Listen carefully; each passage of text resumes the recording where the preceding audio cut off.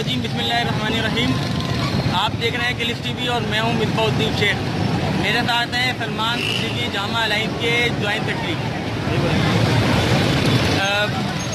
हम जो है कराची में एहतजाज जो GST एक्स्ट्रा GST लगाई गई है कि इलेक्ट्रिक की तरफ से, पंजाब गवर्नमेंट की तरफ से, उसके खिलाफ हम एम ए रोड पर खड़े हुए हैं। और ये कराची के ताजिर सिवाय 2 ताजिरों के जो जिनका ताल्लुक पाकिस्तान से नहीं है, एक है आज़ाद कश्मीर का अतीक मीर जो कश्मीरी है, दूसरा है हकीम शाह नाम है उसका, हकीम शाह जो अफगानी है।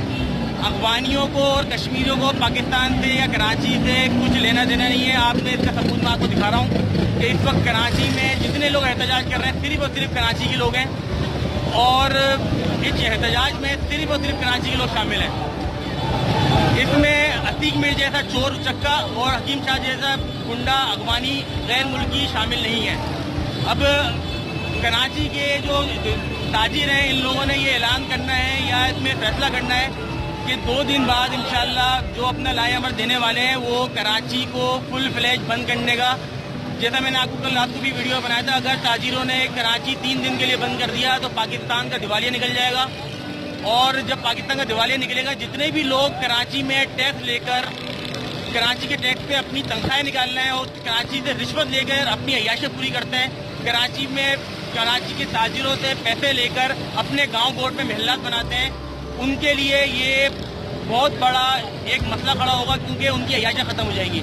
अब जो हमारे साथ सलमान सिद्दीकी हैं, joint secretary Jama alliance market association के, ये बताएंगे इस हवाले से कि वो कराची में अभी जो एहतजाज हो रहा है उसके हवाले से क्या आप लोगों ने लाएअमल तय किया है। देखिए जी, अस्सलाम वालेकुम। बिल्कुल हमने लाएअमल बिल्कुल तय किया है। अभी जो हमने मुख्तलिफ कराची के अंदर मुख्तलिफ मार्केटों में एहतजाज के दौरान हमने स्टार्ट किया, उसके बाद कल हमारा लास्ट डे एहतजाजों का, उसके बाद हम लाएअमल तय करेंगे अपना, और इंशाल्लाह मुकम्मल जो है हम पूरा 3 दिन के लिए पूरे कराची को बंद करेंगे इंशाल्लाह। आपने देखा कि सलमान सिद्दीकी साहब ने भी यही बात बोली है कि 3 दिन के लिए कराची बंद हो जाएगा, और कराची अगर 3 दिन के लिए बंद हो गया तो समझे पूरा पाकिस्तान गया।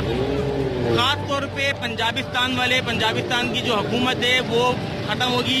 अब सबको पता है कि अब तो शहबाज शरीफ जैसे चोर की हुकूमत थी इस्लामाबाद तक रह गई है, उनको लाने वाले सब परेशान हुए हैं कि अब आगे क्या करना है। अभी एहतजाज चल रहा है, हम एहतजाज देखते हैं कराची, यहाँ पर पूरा कराची जमा हुआ है एम ए रोड पर, और ये एहतजाज जारी है और कल भी इसका जो एहतजाज जो है जारी रहेगा।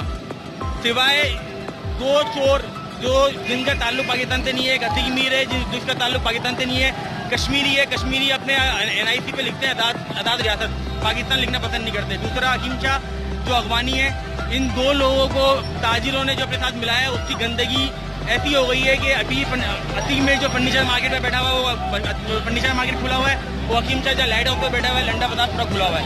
अब आगे देखते हैं क्या होता है। अपना बहुत ख्याल रखिए। अब पाकिस्तान पाइंदाबाद, अल्लाह हाफिज़। कराची में अगर लगाया गया तो इसका मतलब सिंध गवर्नमेंट की भगत से लगाया गया। सिंध गवर्नमेंट ने ये केस हम पर लागू किया है, और सिंध गवर्नमेंट हमेशा बेईमानी, चोरी हर तरीके से काम देती है, और सिंध गवर्नमेंट ने कभी भी भारत के ताजिरों के साथ कोई काम अच्छा नहीं किया, कोई रवैया इनका अच्छा नहीं है, कोई सोच इनका अच्छा नहीं है। इवन के ये लोग कह जाते हैं कि हम कराची वालों की काम क्यों करें, हमें कराची वालों को वोट देते ही नहीं है। भाई अब कराची वालों को वोट देते हैं तो मिनिस्ट्रियाँ क्यों रहते हो, यहाँ पे क्यों यहाँ आते हो, क्यों यहाँ खड़े होते हो, क्यों यहाँ रहते हो, जहाँ भी हमें जाएंगे तुम लोग वही लगे रहो। जब तुम अभी भी